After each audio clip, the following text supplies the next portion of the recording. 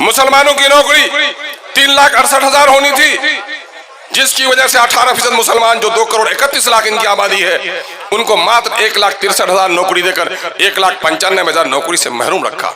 ये जो जुल्म और नाइंसाफी है, इसी नाइंसाफी के खिलाफ पार्लियामेंट में जनाब बैरिस्टर सऊदीन अवैसी साहब और उसके कदम ब कदम हम असेंबली में कोशिश कर रहे हैं। बड़ी मेहरबानी होगी कि अगर आपने इस इलाके से जनाब भाई रंजीत राणा साहब के बाजू को मजबूत किया, यकीन जानिए कि बत्तख और गांधी दोनों मिलकर हिंदुस्तान के जालिमों के खिलाफ लड़ेगा। इसलिए आपसे हम गुजारिश करने के लिए आए हैं, बैरिस्टर सऊदीन अवैसी साहब को अल्लाह तवील हयात बख्शे, अल्लाह उसको हिफाजत फरमाए कि वो लड़े। इस वक्त 56 इंच के सामने में अगर कोई खड़ा होता है तो जिनका कद छोटा हो जाता है वो मोदी होता है, और जो मोदी से भी बड़ा ऊंचाई में रहता है उसका नाम बैरिस्टर सऊदीन अवैसी होता है। बल्कि कद से नहीं कहूंगा मैं, बल्कि सवाल जवाब की महफिल में भी अल्लाह ने आपको कुदरत हासिल की है, कुदरत बख्शी है कि आपने इसका बरमला इजहार किया है। हम आपकी तवील उम्री के लिए दुआ करते हैं और आपसे भी गुजारिश करते हैं, मुसलमानों होश में आओ, दलितों होश में आओ। जिस संजीदगी के साथ आज इस बात को सुन रहे हो, याद रखना, कल मैंने एक वाकया सुनाया।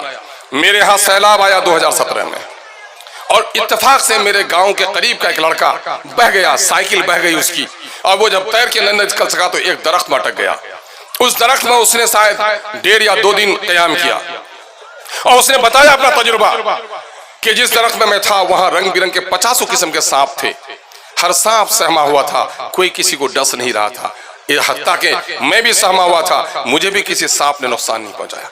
ए मुसलमानों, दलितों, हिंदुस्तानियों, अगर दरिंदा भी खौफ के आलम में मुत्तहिद हो सकता है तो इस वक्त मोदी की सरकार जो दरिंदगी कर रही है, उस वक्त भी अगर मुत्तहिद नहीं हो सके तो फिर मुत्तहिद हो तो बदल सकते हो निज़ाम आलम को, मुंतशिर हो तो फिर मड़ो शोर मचाते क्यों हो। आइए हम और आप इत्तेहाद का सबूत देंगे और हम लड़ेंगे। और इस जज्बे के साथ मुशायरे के अशार ने सुनकर तो हम पागल हो जाते हैं, जलसे में जाकर हम खो जाते हैं, लेकिन अमली मैदान में मुसलमानों बहुत पीछे हो। आइए अपने दरमियान में सियासी शऊर पैदा कीजिए। ये मुल्क 4 खंभों पे खड़ा है। अदालत का एक खंभा है, एक खंभा इंतजामिया का, एडमिनिस्ट्रेशन का है, एक खंभा कानून साजिया का है, एक खंभा मीडिया का है। ये 4 सुतून हैं। आप अदालत में आपका कोई मकाम नहीं है, नौकरशाही में आपकी कोई हैसियत नहीं है, अपने वोटों से सिर्फ एक अच्छा नुमाइंदा चुन सकते हो। मीडिया में भी आपका हश्र खराब है। अगर इस एक रास्ते को भी आपने सही इस्तेमाल नहीं किया, जात पात पर अगर तकसीम कर दिया, आज जो वक्फ का काला कानून आया है, क्या सिर्फ देवबंदियों के लिए आया है? क्या बरेलियों के लिए आया है? क्या सिर्फ हनफियों के लिए आया है? इस मसलक ने मसलक अमल के लिए आया था, मसलक नफरत फैलाने के लिए नहीं आया था। दीन के नाम पर, इंसाफ के नाम पर, इस मुल्क के आईन के नाम पर हमको और आपको मुत्तहिद होना पड़ेगा। और हमें मुसलमानों से मैं कहता हूँ, शायद शराब भी पियोगे तो मैं मुफ्ती तो नहीं हूँ, लेकिन खुदा को हाजिर करके कहता हूँ, अपनी जात से नाइंसाफी करोगे, अगर बदकारी करोगे, अपनी जात से नाइंसाफी करोगे, लेकिन वोट अगर तुमने नाअहलों को दिया तो पूरी मिल्लत और पूरे कौम के साथ नाइंसाफी करोगे। इसलिए वोट का कभी गलत इस्तेमाल मत करना। वोट अहले हक को, अहले अमानत को देना।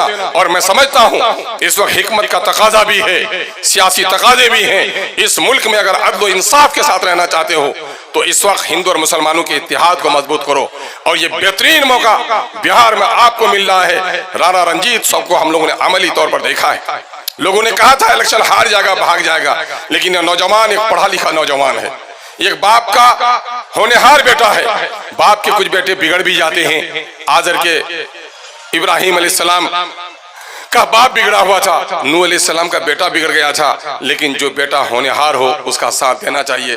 हम उम्मीद करते हैं एक नई तारीख का आप आगाज करेंगे। हमारे जनाबे बैरिस्टर सऊदीन अवैसी साहब आतंकवाद के खिलाफ और इस काले कानून के खिलाफ जो लड़ाई लड़ रहे हैं, हम सब उसको साथ देने के लिए तैयार हैं। इनकलाब, ऐसी आवाज से इनकलाब आता है क्या? इनकलाब, इनकलाब, मोदी का काला कानून, मोदी का काला कानून मुर्दाबाद, मोदी का काला कानून। जनाबे बैरिस्टर सऊदीन अवैसी साहब, हिंदू मुस्लिम इत्तेहाद रंजीत राणा, ढाका की सरजमीन, बहुत बहुत शुक्रिया, सलाम आदाब।